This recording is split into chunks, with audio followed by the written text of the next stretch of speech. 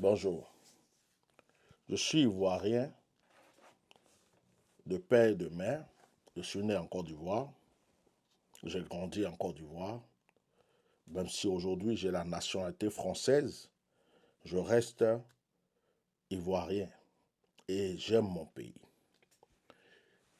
Que les choses soient claires, je ne fais pas de politique, je ne suis pas politicien.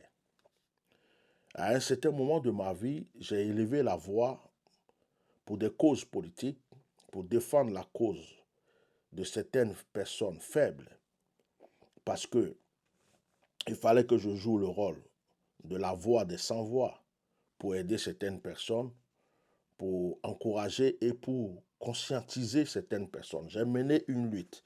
J'ai même donné des révélations, des prophéties qui se sont accomplies de la part du Seigneur. Et en ce moment, je suis un peu en pause. Et j'observe. Parce que tout ce que j'ai dit sur ma nation s'accomplit. Ceux qui ne le croient pas, qu'ils aillent simplement dans les anciennes vidéos, qu'ils aillent fouiller sur YouTube, qu'ils tapent un thème, qu'ils aillent fouiller, et ils verront que la plupart de ce qui se passe aujourd'hui, ce sont des choses que j'ai déjà dit. Lorsque le président Gbagbo était encore en prison à La Haye avec le frère Blé Goudé, avant qu'on les libère, j'ai prophétisé qu'ils allaient sortir. Certaines personnes ne croyaient pas ce qui s'est passé. Mais quand ils ont fait appel, j'ai encore déclaré qu'ils allaient sortir. Certaines personnes m'écrivaient parce qu'ils ne croyaient pas. J'ai confirmé que ça s'est passé. Mais de quoi est-ce que je veux parler? Puisque je veux parler de la politique ivoirienne, je vais rester sur ce point. J'avais dit, en ce temps-là, personne ne savait que ça n'allait pas ou ça n'allait pas aller entre le président Gbagbo et le frère Blé Goudé, Charles Blé Goudé.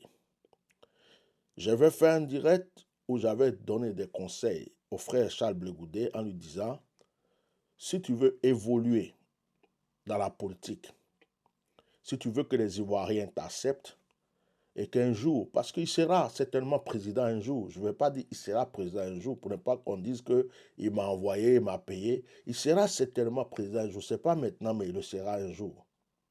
Si tu le veux, tu veux que les Ivoiriens t'ouvrent le cœur, reste attaché au président Gbagbo. Parce que j'avais eu une vision ce jour-là. Dans la vision que j'avais eue, le président Gbagbo et le frère Charles Blé Goudé étaient dans une pièce.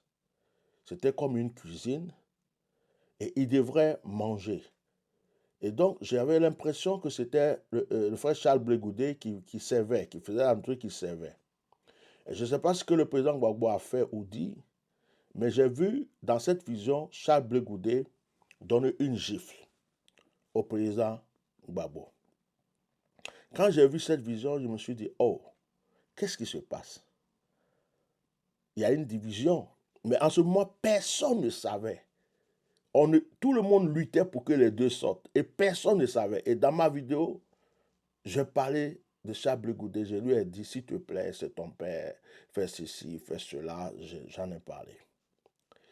Je me rappelle aussi que personne ne savait que le président Gbagbo allait sortir et divorcer avec notre maman Simone Gbagbo.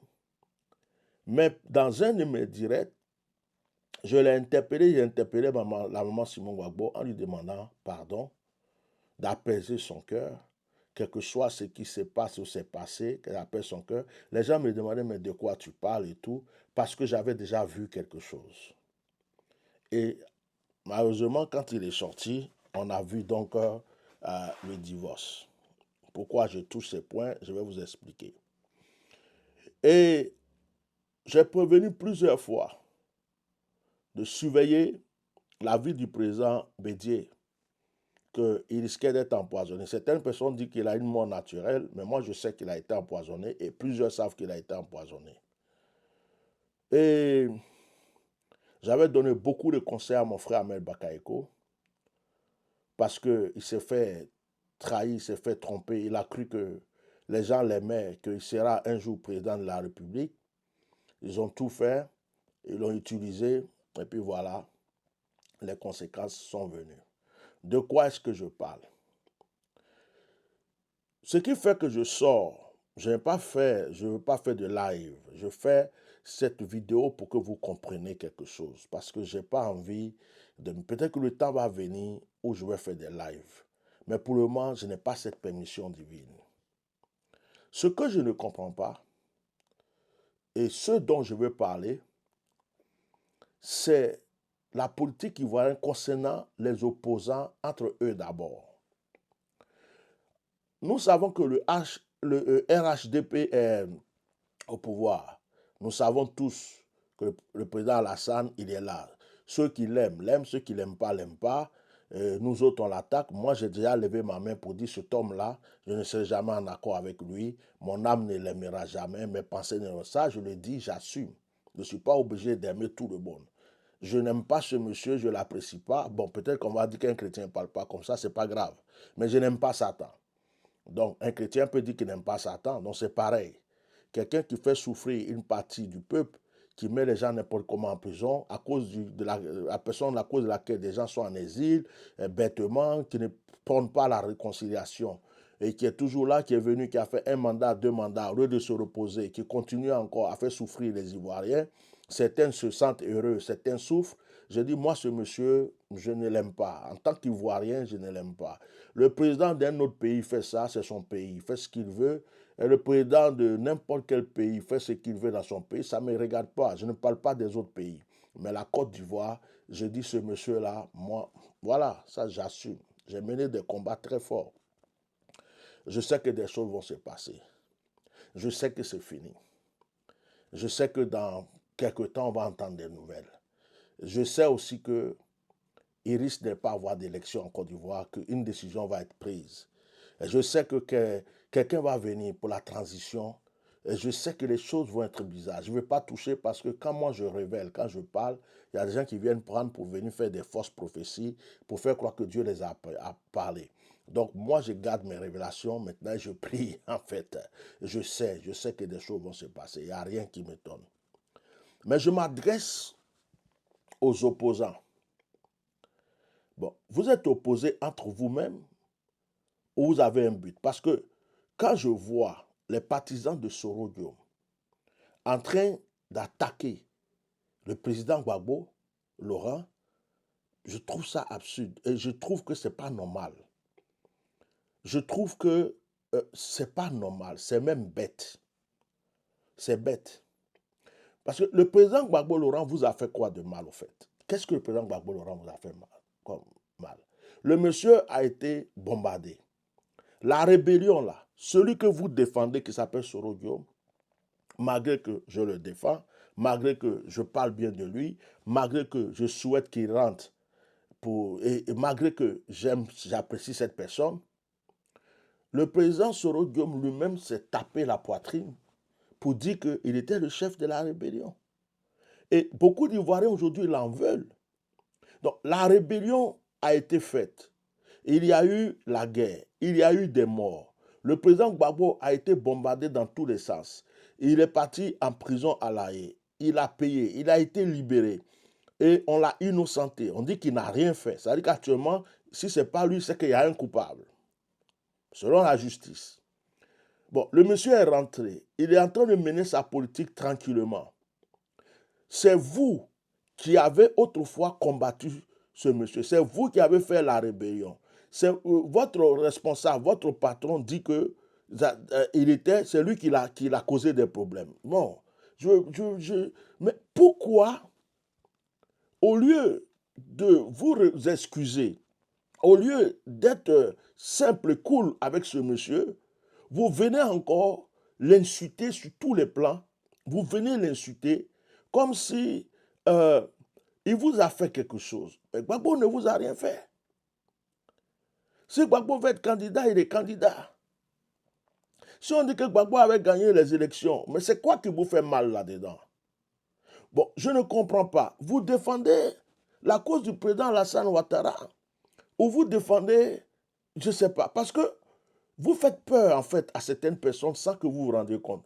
Parce que ce que vous ne savez pas, c'est que vous faites du mal à vos candidats, hein, le frère Guillaume Soro. Parce que, pourquoi? les gens n'ont plus confiance en vous. On dit, mais ceux-là, ils ont fait la rébellion. Après, ils sont venus se mettre avec nous pour lui. Ils nous ont d'abord, quand ils ont fait la rébellion, ils étaient avec le RHDP. Ils nous ont combattus. Après avoir combattu, ils ont changé leur veste. Ils sont venus se mettre avec nous pour combattre le RHDP. Le président Gbagbo est sorti. Le président Gbagbo est sorti. Après, eux aussi sont combattus à leur tour, parce qu'on ne veut pas que Guillaume Soro rentre. Et du coup, à un moment, ils ont voulu se mettre ensemble avec nous pour combattre le président Alassane. Maintenant, ils sont dans leur camp. Et maintenant, au lieu d'aller droit au but, c'est le président Gbagbo qui s'était attaqué. Votre but réel, c'est de faire de sorte que votre candidat rentre au pays. Votre but réel, c'est de faire de sorte que votre candidat, s'il doit être président de la République de la Côte d'Ivoire, le devienne un jour ou maintenant. Votre but, c'est de lutter pour la cause de votre candidat. Mais vous passez votre temps à attaquer bêtement des gens. Vous attaquez des gens. Maintenant, concernant cette opposition, pourquoi êtes-vous divisé? Pourquoi vous vous mangez entre vous? Bon, ça ne m'étonne pas parce que déjà, moi, je l'avais prophétisé. Quand le président Gbagbo était encore en prison, j'avais prophétisé. La vidéo encore là. Et avant qu'il sorte, j'avais dit que les Gors allaient se diviser. Entre eux, ils allaient se... Et puis, ils l'ont fait. Ils se sont divisés. D'autres sont entre Gors, entre les partisans de Gbagbo se divisent. Il y a le FPI à côté, il y a le PPAC. Après, il y a les gens de Blé Goudé. Et même encore, ils se divisent en, je ne sais pas, il y a combien de clans, combien de groupes. Donc, voilà, ça ne m'étonne pas. Mais s'il vous plaît, ce petit message-là, c'est pour ceux qui sont en train de faire de la politique en Côte d'Ivoire. Les Ivoiriens sont fatigués. Nous étions en paix, nous étions tranquilles. Nous ne savons pas ce qu'on appelle un coup d'État. Par les ruses et certaines personnes qui étaient affamées de pouvoir à cause de leur comportement, on a eu le coup d'État. Après le coup d'État, on a eu la rébellion. Après la rébellion, on a eu la guerre. Vous vous imaginez combien d'Ivoiriens sont morts, qui ont tout perdu. Et aujourd'hui, vous dites que vous êtes opposant, vous faites peur. Les gens se demandent qui il faut choisir entre ceux qui sont au pouvoir déjà, qui les maltraitent, qui leur font n'importe quoi, et vous. Vous n'êtes pas cohérent. Vous vous divisez, vous vous insultez, vous vous attaquez pour rien. En fait, vous n'avez pas de but. Votre but, c'est quoi? La Côte d'Ivoire, ce n'est pas un terrain de foot. Ce n'est pas un terrain de maracana. Alors, à un certain moment, on a besoin des gens sérieux. Des gens qui pensent à la vie des Ivoiriens. Mais est-ce que les Ivoiriens ont besoin encore des criminels? Est-ce qu'ils ont besoin encore des gens qui, pour rien du tout, vont insulter, vont taper, vont jeter en prison, vont faire ceci? Les choses qu'on a reprochées, vous avez reproché à Gbagbo Laurent, et le pouvoir qui est en place a fait pire. Et les choses que vous reprochez au pouvoir qui est en face, vous-même qui n'êtes pas encore au pouvoir, votre comportement fait peur. Donc je suis venu vous laisser ce message pour dire, réfléchissez frère, réfléchissez. Parce qu'à un certain moment, il faut que les choses changent. Ce pays-là a besoin de paix. La Côte d'Ivoire même n'appartient même plus aux Ivoiriens. Il y a eu un rassemblement de Libanais, mais on a été effrayés. On dirait qu'on était au Liban. Ils ont leur armée, ils ont leur police, ils ont leur ceci. C'est-à-dire que le pays même les appartient. Bon, à part les Libanais, il y a d'autres. Il y a les Chinois. Il y a beaucoup d'étrangers en Côte d'Ivoire qui sont devenus mieux placés que les Ivoiriens. Les Ivoiriens eux-mêmes se cherchent. Il y a des Ivoiriens qui n'ont plus rien, ils n'ont plus de terrain, ils n'ont plus de maison, ils n'ont plus de terre, ils n'ont plus rien en Côte d'Ivoire. Vous savez ce que la Côte d'Ivoire a besoin? D'un futur président qui va mettre les Ivoiriens au premier plan, c'est-à-dire les Ivoiriens d'abord. Un Ivoirien n'a pas de travail, un étranger n'a pas droit à avoir travail. Le salaire d'un Ivoirien qui travaille quelque part doit être plus que l'étranger qui est dans le lieu. Des terres doivent être arrachées pour remettre encore à certains Ivoiriens. C'est-à-dire qu'à ce point où on va, Et on a besoin de quelqu'un qui va faire la politique de restitution. La politique de restitution, c'est-à-dire que remettre les Ivoiriens chez eux. Parce qu'aujourd'hui, la Côte d'Ivoire n'appartient pas aux Ivoiriens. Les portes sont ouvertes. Regardez même à l'étranger, quand on attrape un brigand, on regarde son passeport, c'est un Ivoirien. On va en Irak, il y a la guerre, on tue des terroristes ivoiriens. On attrape des terroristes au Mali, tu regardes leur carte d'identité, c'est ivoirien. On attrape des terroristes au Burkina, tu regardes leur carte d'identité, c'est ivoirien. On attrape des terroristes au Niger, tu regardes leur passeport, c'est ivoirien. C'est comme si le passeport ivoirien est distribué. Le passeport ivoirien, c'est l'un des passeports les plus faciles à obtenir maintenant. Et n'importe quel étranger vient prendre le passeport ivoirien pour aller là où il veut. Il ne connaît pas la Côte d'Ivoire. Tu lui demandes où est ton village. Il ne sait même pas c'est où son village, où tu habites. Il ne sait même pas où il habite. Mais il a le passeport ivoirien. Donc la Côte d'Ivoire est vendue. La Côte d'Ivoire est exploitée. Les Ivoiriens eux-mêmes souffrent. Beaucoup de jeunes Ivoiriens sont à l'étranger, sont en exil. Beaucoup d'Ivoiriens vont mourir dans la mer. On n'avait jamais connu ça autrefois. On a l'un des pays les plus développés de l'Afrique et de l'Afrique de l'Ouest surtout. La Côte d'Ivoire, c'est comme un petit États-Unis dans l'Afrique. Un Ivoirien, normalement, devra avoir ce qu'il faut chez lui pour ne pas se déplacer, aller mourir bêtement dans la mer. Mais les Ivoiriens n'ont presque plus rien. Donc maintenant, ils se cherchent partout. Ils sont étrangers partout. Et c'est ça le problème. Donc arrêtez la politique de défendre une personne, se battre pour cette personne pour tuer les gens. Arrêtez la politique de toujours chanter le nom d'une personne. Le pouvoir doit revenir au peuple. Le pouvoir doit revenir au peuple. Le pouvoir doit revenir aux Ivoiriens. Le pouvoir, c'est le peuple qui doit être en premier rang. C'est le peuple qui doit décider. Hein? Le peuple d'abord. Parce que les politiciens qui se sont remplis le ventre, qui se sont engraissés, qui ont vendu nos terres, nos terrains, qui ont ouvert les portes à toutes sortes d'étrangers pour venir nous remettre dans l'esclavage dans notre propre pays, vous savez, ces politiciens, on n'en veut plus. Donc, les Ivoiriens ont besoin de quelqu'un qui va les aimer, qui va les comprendre, qui va les écouter et qui va les faire sortir de toutes ces choses. Vous attaquez le Burkina, mais Ibrahim Traoré, c'est un exemple. Assimi Goïta, c'est un exemple. Voici des gens qui pensent à leur peuple d'abord. C'est ce que l'Ivoirien a besoin. On ne demande pas forcément un coup d'État, mais on demande à ce que... Et d'ailleurs, la Côte d'Ivoire, il ne pourra jamais avoir d'élections transparentes. Jamais de la vie il va avoir.